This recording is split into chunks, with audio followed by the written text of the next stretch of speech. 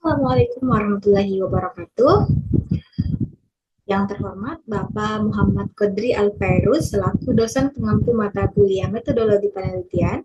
Terima kasih atas kesempatan yang telah diberikan kepada saya, Niltia Zahra Ramadhani, untuk memaparkan hasil dari bab 1 hingga bab 3 yang berjudul Pengaruh Penggunaan Aplikasi Pembayaran Sistem Digital QRIS terhadap Efektivitas Pencatatan Keuangan UMKM, di mana di kasusnya yaitu UMKM Kecamatan Kejuara, Kabupaten Bone.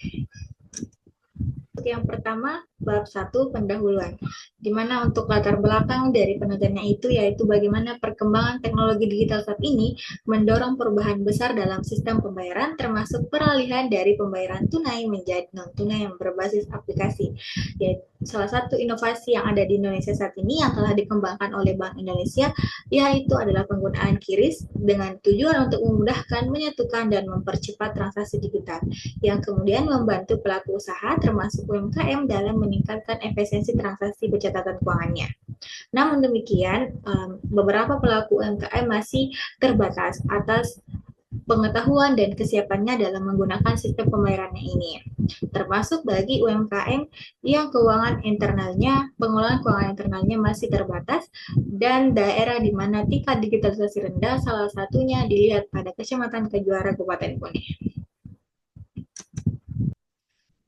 Untuk rumusan masalah yang diperoleh yaitu bagaimana efektivitas pencatatan keuangan UMKM berkaitan dengan penggunaan aplikasi pembayaran QRIS digital, kemudian dapatkah penggunaan QRIS meningkatkan akurasi, kecepatan, dan transparansi transaksi keuangan, dan faktor apa saja yang secara spesifik berkontribusi terhadap penggunaannya.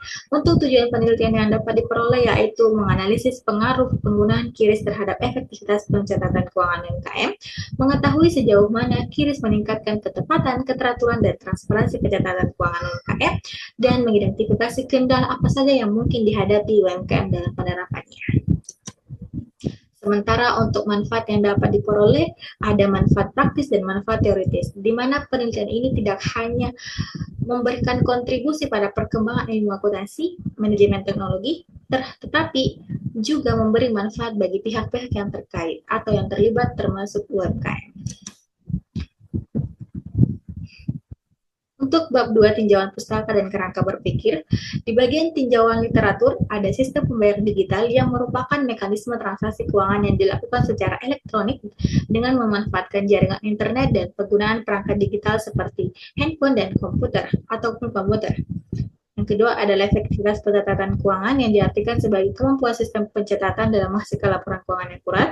Sementara untuk QR Code yang merupakan pembayaran berbasis QR yang dikembangkan oleh Bank Indonesia, dan UMKM yang merupakan usaha produktif milik perorangan atau badan yang memenuhi kriteria kekayaan bersih.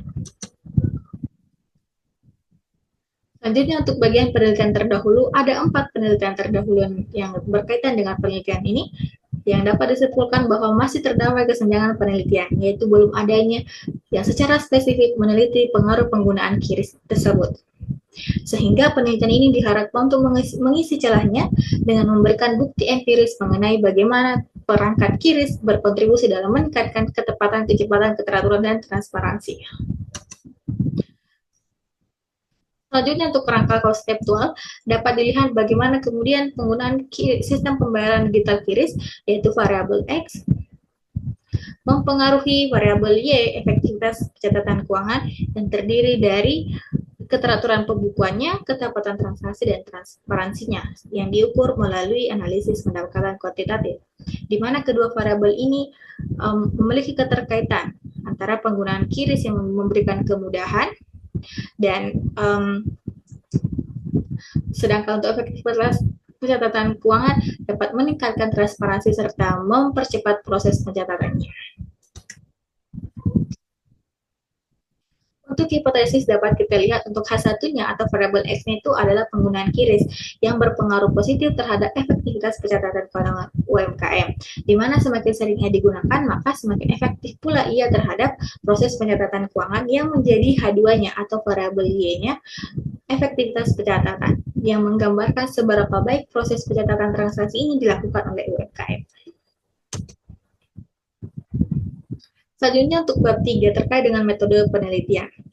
Yang pertama terkait variabel penelitian, di mana variabel penelitian yang digunakan yaitu sistem pembayaran digital QRIS sebagai variabel X dan untuk meningkatkan efektivitas transaksi keuangan UMKM sebagai variabel Y, di mana desain penelitiannya menggunakan pendekatan kuantitatif dengan desain penelitian asosiatif kasual yang dipilih karena penelitian ini bertujuan untuk menguji dan menganalisis variabel independen dan variabel dependennya.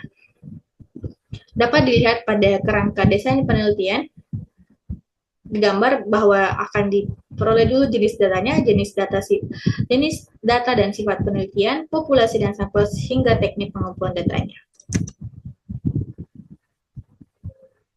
Untuk desain operasional variabelnya terdapat dua faktor utama dalam penelitian ini, yaitu independen dan dependen, yang diukur dengan menggunakan kuesioner atau skala penilaian skala penilaian atau skala Likert atau skala 5 tingkat, di mana populasi penelitiannya diperoleh dari data UMKM pada tahun 2024 sekitar ada 120 unit UMKM yang aktif di Kecamatan Kejuara pada tahun tersebut. Untuk skala penelitian, untuk sampel penelitiannya diukur dengan menggunakan rumus Slovin untuk menentukan ukuran sampel secara kuantitatif dengan rumus N sama dengan N per 1 ditambah N dikali E kuadrat.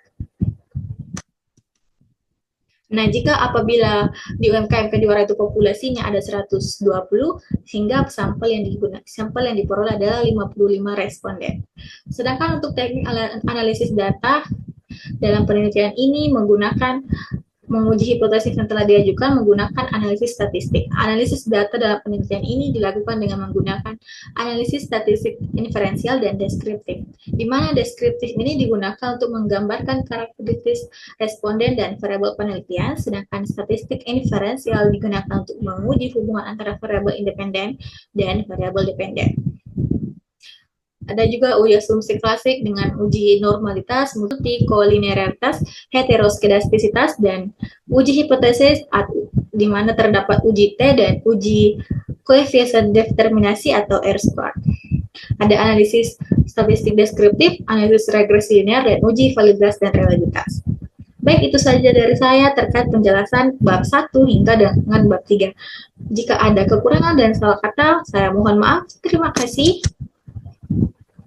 Wassalamualaikum warahmatullahi wabarakatuh.